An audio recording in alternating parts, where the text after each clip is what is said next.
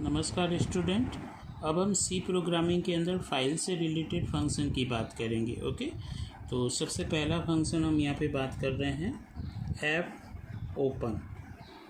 ठीक है, app open function एक ऐसा फंक्शन है जिसके द्वारा हम एक नई फाइल बना सकते हैं सी प्रोग्रामिंग के अंतर्गत, और या यदि वो फाइल बनी हुई है ना, तो उसे वो क्या करेगा, एक पर्टिकुलर मोड में ओपन कर लेगा। ठीक है, ये विशेष तौर पे ध्यान रखें। तो ऐप ओपन से हम नई फाइल बना भी सकते हैं और पहले से बनी हुई फाइल को ओपन भी कर सकते हैं। ठीक है, ऐसे। तो using this function create a new file, ठीक है, या और open existing file in particular mode. ठीक है, ये मोड आपका राइटिंग मोड हो सकता है, रीडिंग मोड हो सकता है, अपेंड मोड हो सकता है। ठीक है, कोई भी मोड आप इसके अंदर आप यूज़ कर सकते हैं जिसमें आप ओपन करेंगे। ठीक है, जैसे इसका सिंटैक्स देखिए, सिंटैक्स ऐप ओपन, यहाँ पे फाइल का नाम आएगा, जो भी फाइल आप ओपन करना चाहते हैं या बनाना चाहते हैं, और उसके साथ कौन सा ऑपरेशन परफॉर्म करना है, यदि राइटिंग करना है, ठीक है, रीडिंग करना है या अपेंड करना है ना, तो इनमें से कोई भी एक मोड आपका आएगा, यानी कि यहाँ पे फाइल का मोड आएगा। ये विशेष तौर पे ध्यान रखें। ठीक है, जैसे कि उसका उदाहरण देखिए, यहाँ पर एक, जैसे हम एक नई फाइल बनाना चाहते हैं डेटा नाम की। ठीक है, तो हम क्या करेंगे, ऐप ओपन फंक्शन यूज़ किया, यहाँ पर आप फाइल का नाम देंगे data.txt। अब देखिए नई फाइल बन रही है तो नेचुरली वो डब्लू मोड में होगी आपकी, है ना, तो राइटिंग मोड में। ठीक है, और जैसे ये फाइल बनेगी उसका जो एड्रेस होगा वो एक फाइल पॉइंटर जो हमने बनाया है उसके अंदर ये स्टोर कर दिया जाएगा। ठीक है, तो ये जो FP है इसका डेटा टाइप मैंने बता रखा है प्रीवियस वीडियो में, जैसे FILE है ना, डेटा टाइप है, और ये आपका FP फाइल पॉइंटर हो गया है ना, इस तरह से।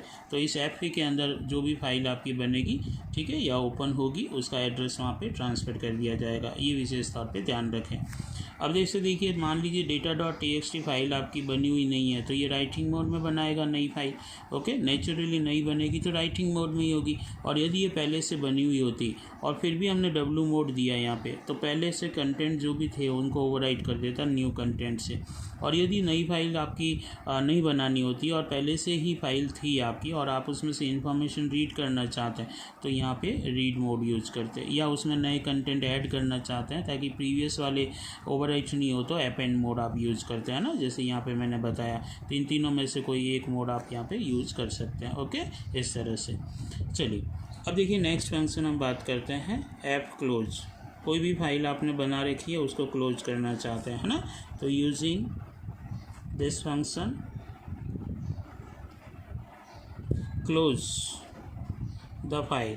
ठीक है, जो भी फाइल आपको बंद करनी है उसे बंद कर सकते हैं, बस उसका एड्रेस आपको देना पड़ेगा। ठीक है, कैसे देखिए, उसका सिंटैक्स मैं बता देता हूँ। आप ऐप क्लोज यूज़ करेंगे और यहाँ पर आप क्या करेंगे, जो भी फाइल पॉइंटर है ना, उसको आप यहाँ पे अंदर एज ए पैरामीटर डाल देंगे, तो उस फाइल पॉइंटर में जिसका भी एड्रेस होगा उस फाइल को वो क्लोज कर देगा। ठीक है, उदाहरण के तौर पे जैसे ऐप क्लोज है ना, और यहाँ पर हमने फाइल पॉइंटर FP डाला, तो FP के अंदर देखिए अभी वर्तमान में एड्रेस किसका है, data.txt, तो इस फाइल को वो क्या कर देगा, क्लोज कर देगा। ठीक है, ये विशेष तौर पे थोड़ा सा ध्यान रखें।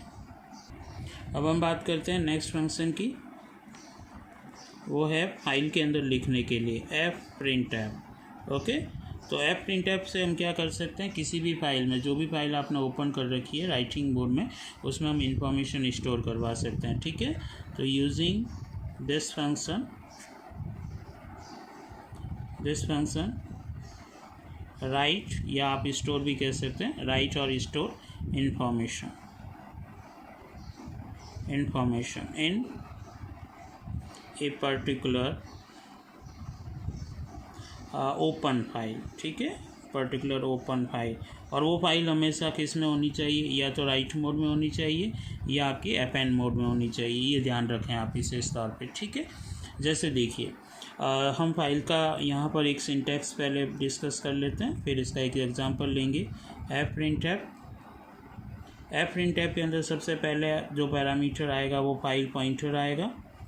फाइल पॉइंटर के बाद यहाँ पर जो भी इंफॉर्मेशन हमें अंदर स्टोर करनी है उसकी फॉर्मेटिंग आएगी, यानी फॉर्मेटिंग या फॉर्मेट स्पेसिफायर जिसे आप कहते हैं वो आएंगे यहाँ पे %d%f ऐसे, और यहाँ पे उन वेरिएबल की लिस्ट आ जाएगी, ठीक है, जिसके अंदर वो एक्चुअल इन्फॉर्मेशन स्टोर है जिनको आप फाइल के अंदर रखना चाह रहे हैं, ठीक है।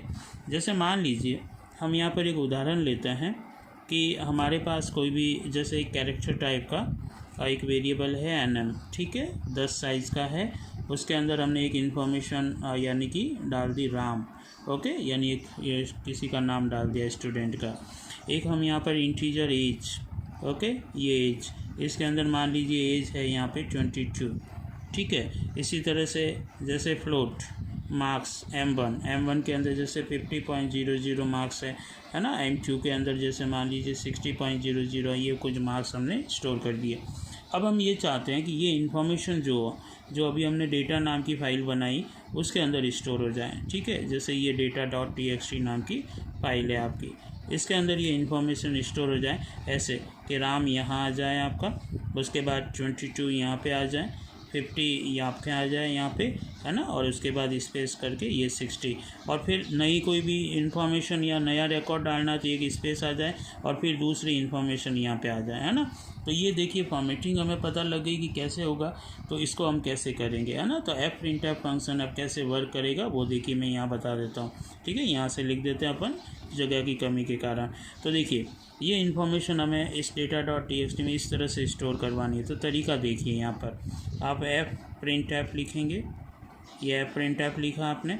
अब देखिए इस फाइल का एड्रेस किस में है, ये हमें पता है कि एफ पी फाइल पॉइंटर में है, ठीक है। तो एफ पी यहाँ पर आप स्टोर करवा देंगे, ठीक है, यानी कि एज ए पैरामीटर दे देंगे। क्लियर, समझ में आ गई चीज़ आपको। चलिए अब देखिए मुझे पहले राम को यहाँ पर इंफॉर्मेशन देनी है, तो देखिए कैसे राम स्टोर होगा। तो राम किस में है हमें पता है, एनएम के अंदर है, तो यहाँ पर उसका फॉर्मेट स्पेसिफायर %s ये दे दिया हमने, ठीक है। उसके बाद देखिए नेक्स्ट स्टेप में आ रहा है आपका, यानी नेक्स्ट लाइन में आ रहा है तो /n दे दीजिए यहाँ पे। उसके बाद 22 है जो एज यानी कि इंटीजर टाइप के वेरिएबल में है, तो %d इंटीजर दे दीजिए। उसके बाद नेक्स्ट लाइन में आ रहा है यहाँ पर, तो नेक्स्ट लाइन में कर्सर डाल दीजिए। फिर देखिए 50.00 किस में आ रहा है, फ्लोट में, तो उसके लिए आप %f, है ना। फिर देखिए बीच में गैप आ रहा है यहाँ पे, तो यहाँ /t दे दीजिए। फिर वापस से, है ना, यहाँ पे %f इस तरह से, ओके। और उसके बाद देखिए नेक्स्ट लाइन आ रहा है तो ये नेक्स्ट लाइन दे दीजिए, फिर एक और नेक्स्ट लाइन दे दीजिए ताकि वो गैप आ जाए। ये फॉर्मेटिंग हो गई आपकी तैयार, है ना। अब देखिए इन फॉर्मेट स्पेसिफायर जो भी आपने दिए इनकी जगह किसकी वैल्यू आनी चाहिए कि %s की जगह nm आना चाहिए, है ना, nm की वैल्यू आनी चाहिए राम। उसके बाद देखिए किसकी इन्फॉर्मेशन आनी चाहिए, आपकी एज की, यानी कि %d, तो यहाँ पर एज जो वेरिएबल दे रखा है उसका नाम, और उसके बाद m1 और m2 दोनों के दोनों, है ना, तो यहाँ पे m1 दे दिया और यहाँ पर आप m2 दे देंगे, ठीक है, इस तरह से। तो ये कम्प्लीटली आपका एक एफ प्रिंट ऐप का पूरा कोडिंग तैयार हो गई। तो एफ प्रिंट ऐप के अंदर सबसे पहले file pointer as a parameter आता है, सारी इन्फॉर्मेशन कहाँ लिखनी है वो बताना है। उसके बाद किस फॉर्मेट वे में आपको देनी है इन्फॉर्मेशन, ऐसे तो वो सारी फॉर्मेटिंग आप तय करेंगे, आप अपने अनुसार दे सकते हैं। एक ही लाइन में देनी है तो आपको इस /n/t यूज़ नहीं करना है, ओके। और फिर nm, एज, m1 और m2 यानी जिस फॉर्मेट स्पेसिफायर की वैल्यूज़ जो है कौन कौन से वेरिएबल में है उनको आप लिस्टेड यहाँ लिख दीजिए। तो इस तरह से क्या होगा, ये fprintf as it is सारी इन्फॉर्मेशन जो होगी वो इस पर्टिकुलर फाइल के अंदर स्टोर कर देगा। आप लूप में चला लीजिए, बार बार नई नई वैल्यूज आती जाएगी तो नए नए रिकॉर्ड्स यहाँ पर स्टोर करते जाएंगे, ठीक है। तो इस तरह से हम एफ प्रिंट ऐप के द्वारा क्या कर सकते हैं, किसी भी फाइल के अंतर्गत हम वैल्यू स्टोर करवा सकते हैं, यानी इन्फॉर्मेशन स्टोर करवा सकते हैं। तो आज हमने इस वीडियो के अंदर जो बेसिकली देखा है, एक तो आपका एफ ओपन फंक्शन कैसे वर्क करता है वो हमने देखा यहाँ पर, एफ क्लोज फंक्शन और F print F function, okay. तो विशेष तौर पे ये थोड़ा सा ध्यान रखें। हाँ, एक और चीज़ है कि एफ प्रिंट ऐप जब आप यूज़ करेंगे तो उस समय फ़ाइल जो होनी चाहिए वो हमेशा आपकी राइटिंग मोड में ओपन होनी चाहिए, ठीक है। और यदि पहले से बनी हुई है फाइल तो राइटिंग मोड में ओपन नहीं करना, अदरवाइज़ क्या होगा, ये जो कंटेंट्स है ना, पहले यदि मान लीजिए जैसे 10 रिकॉर्ड्स है तो उन सभी को वो मिटा देगा और ये केवल एक ही रिकॉर्ड आपको वहाँ पे दिखाई देगा। तो इससे अच्छा है कि आप चाहते हैं कि 10 के बाद 11वां रिकॉर्ड वहाँ पे डिस्प्ले हो, तो वहाँ पर हमेशा आप अपेंड मोड के अंदर फाइल को ओपन कीजिए। ओके, तो अपेंड मोड के अंदर ओपन हो जाएगी फाइल, और उसके अंदर वो क्या होगा, जो भी नया रिकॉर्ड होगा वो हमेशा लास्ट के अंदर ऐड होगा आपका, ठीक है, इस तरह से। और यदि आपने फाइल ऑलरेडी आपकी मान लीजिए बनी हुई थी तो ये हो गया, और बनी हुई नहीं थी तो आपको राइटिंग मोड में ही करना है, ठीक है। नेक्स्ट वीडियो के अंदर हम देखेंगे कैसे हम फाइल से इंफॉर्मेशन को रीड कर सकते हैं, ठीक है, कैसे हम फाइल के अंतर्गत कोई पॉइंटर या कोई भी कर्सर आपका लास्ट में चला गया उसको कैसे वापस बिगनिंग में ट्रांसफ़र करेंगे। ओके, तो ये पहली बात ही आपको समझ में आया होगा। ये विशेष तौर पे आप देखें किस तरह से होता है, ये ध्यान रखें आप, ठीक है। ये इसका सिंटैक्स आपका होगा, और सिंटैक्स के अंदर इस तरह से हम इसको इंफॉर्मेशन यानी कि पैरामीटर पास करेंगे।